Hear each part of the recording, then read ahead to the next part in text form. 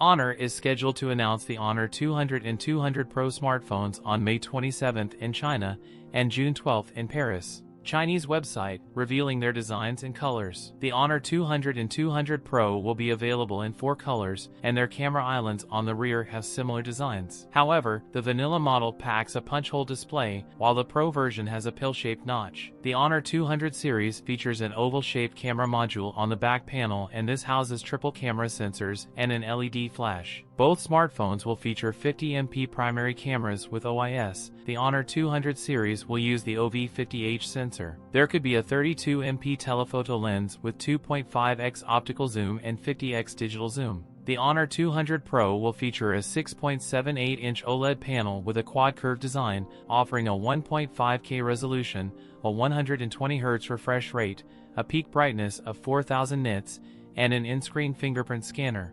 Honor 200 could ship with the Snapdragon 8 Gen 3 SoC, while the Honor 200 Pro could get the Qualcomm Snapdragon 8 Gen 3 SoC. It will run on Android 14 with a layer of Magic OS 8.0 on top. The phone might pack a 5200 mAh battery with 100W fast charging support.